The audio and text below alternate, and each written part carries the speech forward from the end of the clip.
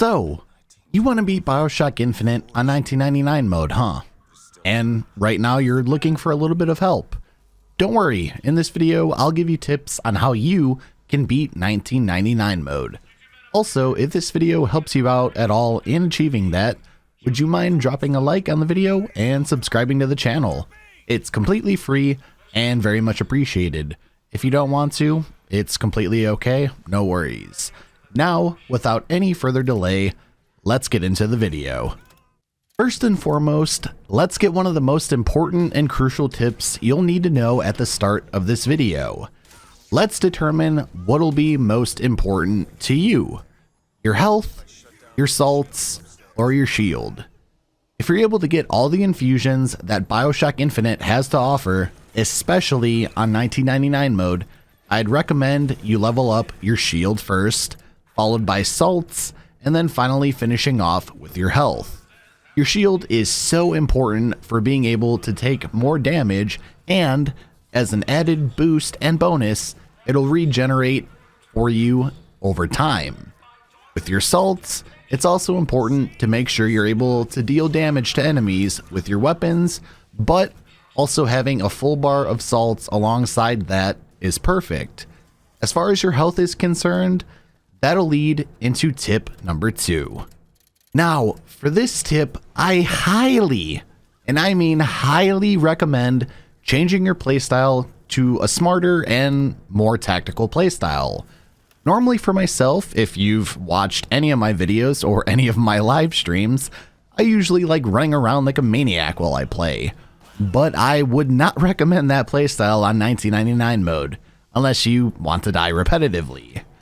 Be sure to take your time, choose your fights wisely, make sure you have the weapons and vigors that you're most comfortable with, and make sure you have gear pieces that build into your playstyle and your current build during your playthrough.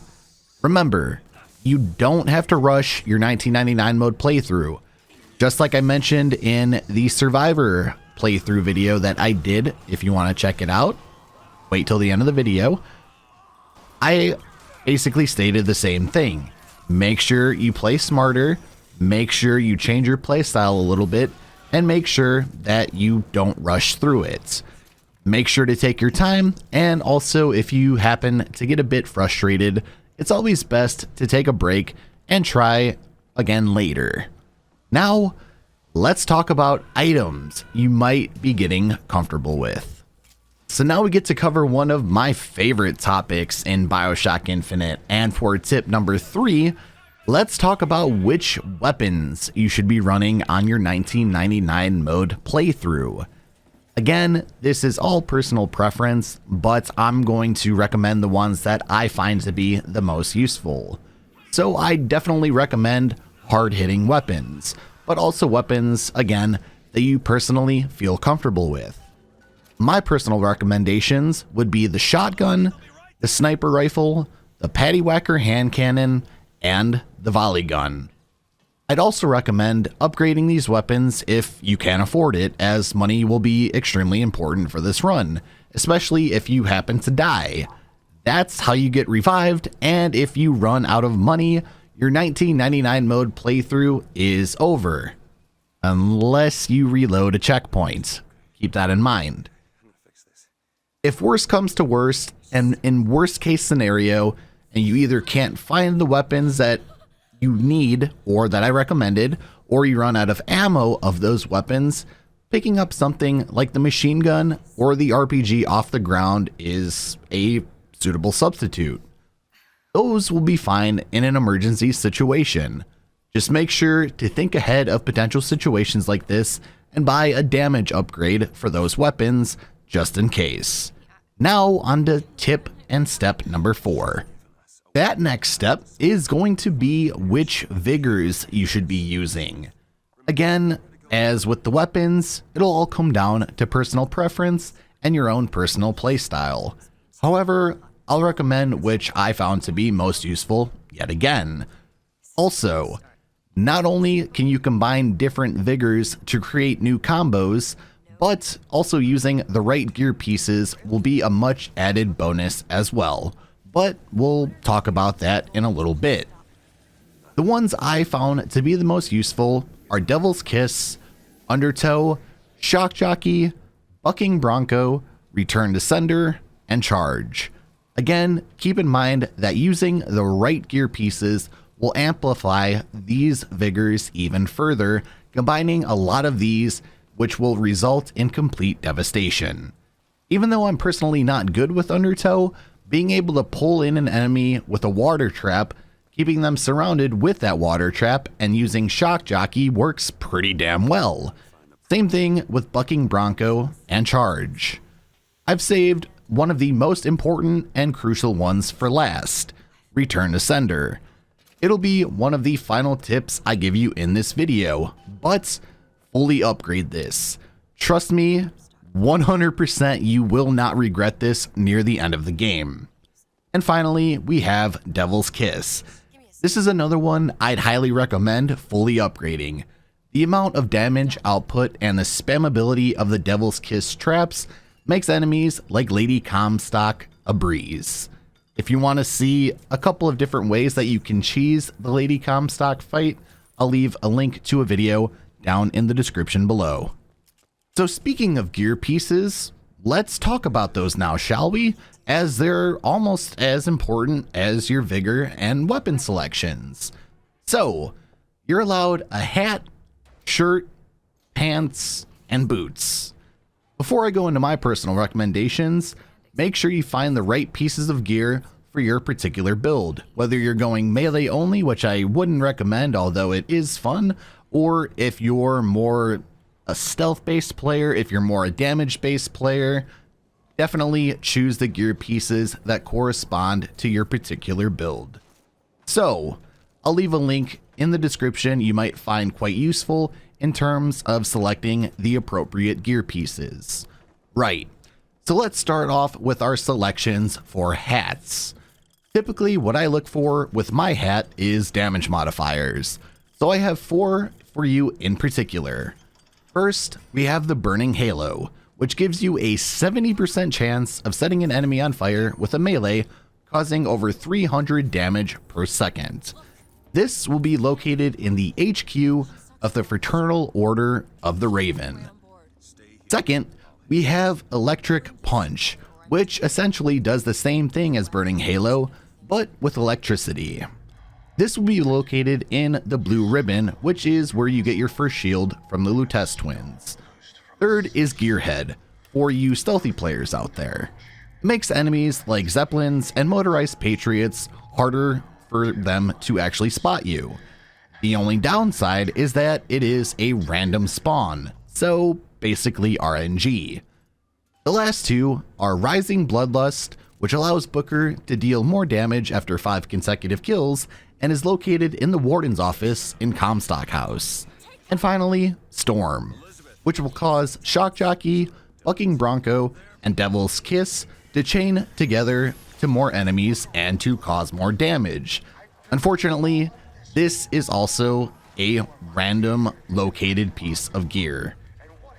The next pieces, I'll be much quicker with my explanations. For your shirt, I recommend Bullet Boon, Executioner, Pyromaniac, Scavenger's Vest, and finally, Shock Jacket.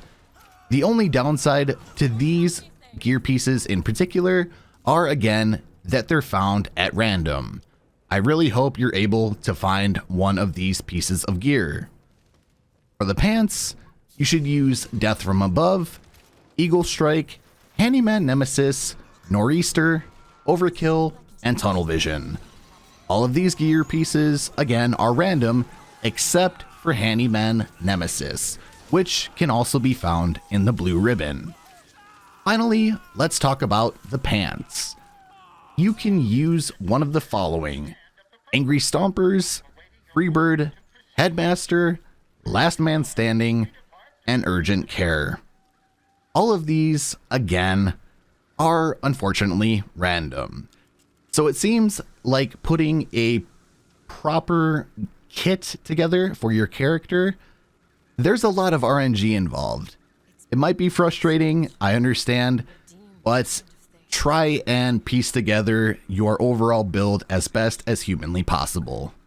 Once you've mastered your loadout, let's focus on the most difficult enemies in the game. We have the Handyman, Motorized Patriots, Beast, and the Siren. I'd highly recommend finding your favorite Vigor combinations to deal with those first 3 enemies. Doing so will allow you to take them down a lot quicker than just trying to use your weapon, so would highly recommend doing that. However, for the Siren, aka Lady Comstock, strategy will definitely go into those particular fights. If you're able to place down Devil's Kiss traps where she spawns, I'll leave a link to a video that explains all of that down in the description below. It's almost an instant kill, especially if you have it fully upgraded, or as upgraded as you can possibly get it. In case you don't get that instant kill, make sure you have a weapon like the hand cannon or shotgun ready, along with charge or your choice of a secondary vigor to deal the rest of the damage. It might take you a few tries to beat her, and if you happen to die, you can always reload your checkpoint and try again. And now we enter the final stages of your playthrough, the most difficult levels in my own personal opinion, that being Comstock House and the Hand of the Prophet. This is already assuming you managed to take care of Lady Comstock. If so, you did it. Great job, and I'm very proud of you. Now, for Comstock House and actually getting to Elizabeth, that's the easy part. Dealing with the waves of enemies, however, will prove to be a little bit more difficult. They're extremely tanky at this point in the game, so make sure to have a weapon with as much ammo as humanly possible, especially if you kill an enemy and they drop theirs. Take advantage of that. And also, make sure to take advantage of your Vigors as well. If you take a bit too much damage from either the turrets, the enemies, the Motorized Patriots, etc., try your best to get away from those enemies and recharge your shield if it manages to pop. Remember, take your time with this, you are not in a rush whatsoever. Finally, we get to the finale, the Hand of the Prophet. Remember earlier when I mentioned Return to Sender? This is where it comes in handy. Your objective on the Hand of the Prophet is to protect these 2 blue pillars basically, all while dealing with waves and waves of enemies. Thankfully, there's tons of medkits, salts, and weapons for you to use on the actual Hand of the Prophet. Before you start going into the combat, however, make sure you place a few fully charged Return to Sender traps on those blue pillars, and then replenish your salts. Doing this little trick will allow you to only be able to focus on the enemies and sending Songbird to destroy whatever you want. The Return to Sender traps will completely block out the incoming damage as long as they're active and fully upgraded. Always make sure to double check to see if your traps are still there. If one goes away, make sure to replace it. And then the last thing I can tell you is just to play as smart as humanly possible. Don't rush anything, don't play hectic, don't play frantically. Just take your time and make sure you deal with whatever enemies you need to deal with in your appropriate amount of time. Well, hopefully these tips and recommendations will help you out on your own 1999 mode playthrough, and I hope you managed to actually complete it. If you do, please come back to this video and let me know. With that being said, thank you for watching the video all the way up until this point. I greatly appreciate it. If you're new here or watch my videos on the regular and just aren't subscribed, I'd greatly appreciate it if you did so, and also liking the video helps a tremendous amount as well. It'd make my day. If you want to stay up to date with me outside of my YouTube, my social medias are the best ways to do so, the links to which will be down in the description below as always. You can check out my Bioshock Survivor difficulty guide by clicking on the video on the left side of the screen now, or you can watch a random video by clicking on the right side of the screen now. Again, thank you all for watching, and I'll speak to you all in the next video.